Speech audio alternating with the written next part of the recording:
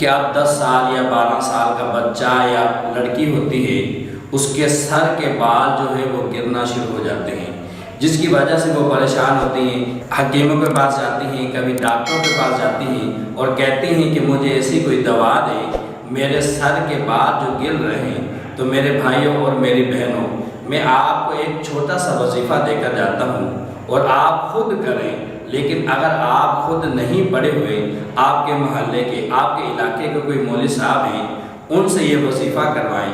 وظیفہ بالکل آسان سا ہے اور بالکل مختصر سا ہے۔ آپ نے کیا کرنا ہے کہ آپ نے سرسوں کا تیل لینا ہے۔ سرسوں کے تیل کے اندر آپ نے پہلے سورہ فاتحہ پڑھنی ہے 3 مرتبہ۔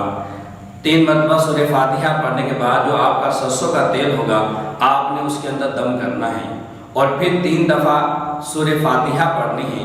3 دفعہ سورہ فاتحہ پڑھنے کے بعد پھر اسے پھونک مارنی ہے جو سرسوں کا تیل ہے، اور پھر آخری مرتبہ 3 دفعہ سورہ فاتحہ پڑھنے کے بعد پھر اسی سرسوں کے تیل کے اندر آپ نے پھونک مارنی ہے، لیکن اول آخر آپ درود پاک پڑھیں گے، جسے درود ابراہیم کہا جاتا ہے، نماز والا بھی درود پاک کہا جاتا ہے۔ لیکن اگر یہ آپ پڑھیں گے تو اور بھی زیادہ آپ کو فائدہ ہوگا۔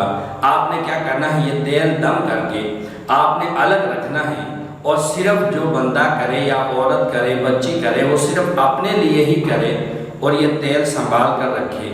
صرف آپ نے کیا کرنا ہے، صرف 8ویں دن صرف 1 دفعہ استعمال کرنا ہے۔ استعمال کرنے کا طریقہ کیا ہے، پہلے آپ نے سر کو اچھی طرح دھوئیں اور اس کے بعد اس تیل کے ساتھ اچھی طرح مالش کریں۔